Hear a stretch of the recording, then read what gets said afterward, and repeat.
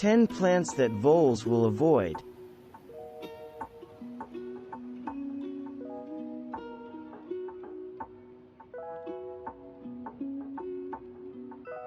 There's lots of reasons to recommend Lenten Rose Helleborus orientalis, starting with the fact that it's one of those first plants to bloom in spring. But this is one early bloomer that voles don't eat. It's also one of the easiest plants to grow. Since it bears tough sepals rather than delicate petals, its flowers last a long time. Its glossy, evergreen leaves would be reason enough to grow Lenten Rose as a foliage plant even if it didn't have nice blooms. If you're the type of gardener who wants to grow the lesser-known plants rather than growing what everyone else grows, you'll love Trout Lily Erythronium americanum. This vole-resistant corm plant is a North American native.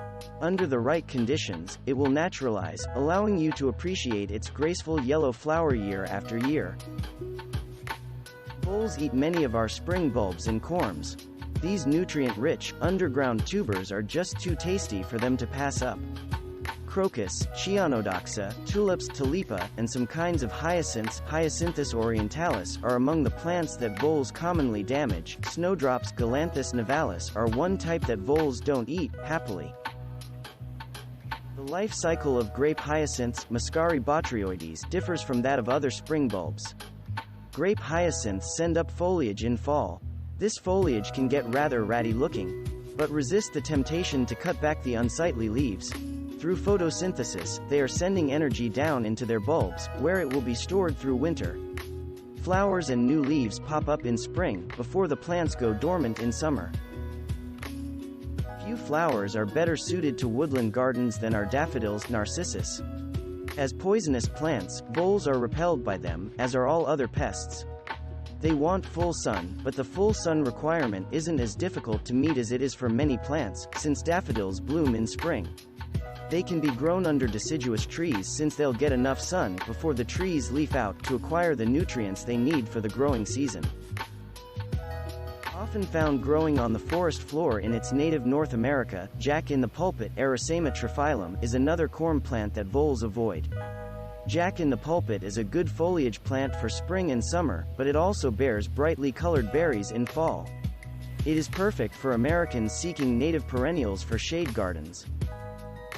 It's understandable why voles don't eat crown imperial bulbs, Fritillaria imperialis, as these plants stink.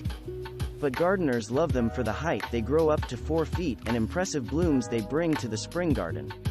While they are not the easiest plants to grow, they are among the most fun plants to grow. Salvia plants also stink, that's why voles don't eat them. There are both annual and perennial types of salvia. Most everyone knows about the usually red annual kind used as a bedding plant. But gardeners who prefer perennials have various types to choose from, including: there's a type of iris to please just about everybody.